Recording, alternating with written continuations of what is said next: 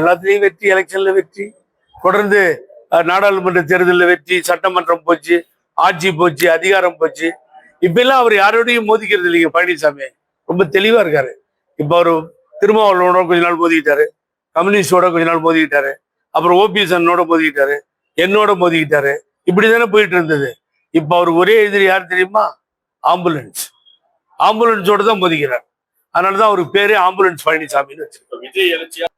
அதிமுக காணாம போற கொஸ்டனே இல்லை சார். இது தலைவர் அம்மா வளர்த்த இயக்கம், அது எப்படி காணாம போயிடும்? பழனிசாமி காணாம போடும்.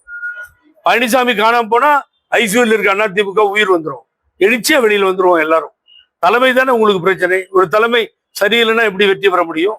பாஜக அதிமுக கூட்டணி சரியில்லை. பாஜக கூட்டணின்னு அது ஒண்ணு இருக்கா முதல்ல?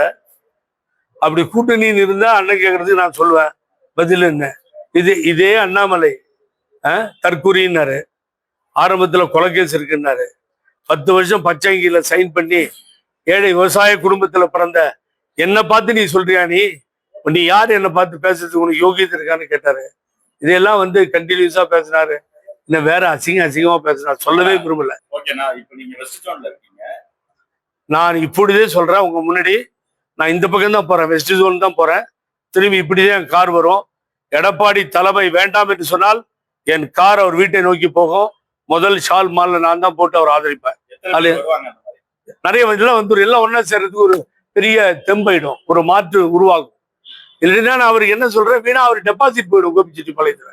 எல்லாம் அந்த மாறுதலை ஏற்படுத்தினால் எல்லோரும் சேர்ந்தால்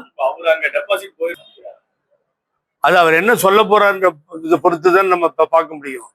அவருடைய ஆதர் சார் ஒரு காலத்துல டூரை முடிக்கிறார் அம்மாவோட. 5 நாள் தான் இருக்கு. அம்மாட்ட மெதுவா போய் கேட்கிறாரு, அம்மா என் தொகுதிக்கு நான் போகவே இல்லை, போகணும்ன்றாரு. அவங்க அப்புறமா ஐயோ முதல்ல போங்கன்றாங்க. அவர் கேளுங்க உண்மையே இல்லையான்னு. பறந்துட்டு வந்தாரு. அப்புறம் தான் தொகுதியில வேலையை பார்த்து அவர் லாஸ்டா ஜெயிக்கிறார். டெபாசிட் போகணும்னு அவர் அசிங்கப்படுத்துறதுக்காக நான் சொல்லலைங்க. எடப்பாடி தலைமையில இருந்தாருன்னா போகணும்னு சொல்ல வரேன்.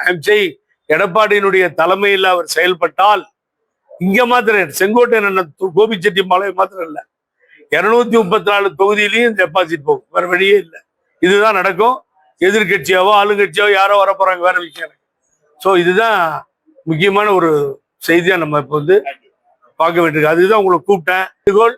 நாளைக்கு நியாயமான முடிவுகள், தொண்டர்கள் எதிர்பார்க்கின்ற முடிவுகள், கழகத்தை காப்பாற்ற வேண்டிய முடிவாக அண்ணன் செங்கோட்டையான் முடிவு இருக்க வேண்டும்.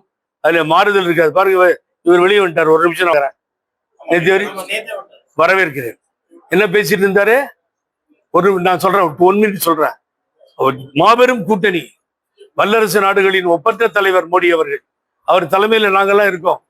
ஆகவே தேசிய ஜனநாயக கூட்டணி தான் மாபெரும் வெற்றியை பெறும். அதுதான் நாடாளுமன்றத்தில் ஆதரிச்சோம். இவ்வளவு சொன்னார்ல அவரு, இவ்வளவு பேசினார்ல அவரு. ஏன் நேற்று வெளியில வந்தாரு? ஓபிஎஸ் அண்ணன் வெளியில வந்தாரு, டிடிவி தினகரன் வெளியில வந்துட்டாரு. அண்ணாமலை வெளியில வரப்போறாரு. அண்ணாமலையில பிஜேபி அண்ணாமலையில தொடர போறது இல்ல. இவங்க 3 பேரும் பேசிட்டு செய்யற மாதிரி தான் எனக்கு அது தெரியுது. ஆகவே நீ பிஜேபி இங்க இருக்காது சார், 2% 3% ஓட்டுக்கு கீழே இறங்கிடுச்சு. அது காரணம் அண்ணாமலை நீக்கம் தான். ஆகவே இது நடக்காது. நான் இன்னைக்கு பிரஸ்ஸை மீட் பண்ணிக்கிறது, பிரஸ்ஸை இங்க வச்சு பார்த்ததுக்கு காரணம் செங்கோட்டையன் அண்ணனுக்கு வேண்டுகோள், நாளைக்கு நல்ல முடிவுக்கு வாங்க. நீங்க நல்ல முடிவுக்கு நாளைக்கு செங்கோட்டையன் வரலன்னா இனிமேல் பிரஸ் உங்களை தூக்காது, பேசாது. இவர் சும்மா ஏமாத்துறாருன்னு ஒரு முடிவுக்கு வந்துடும்.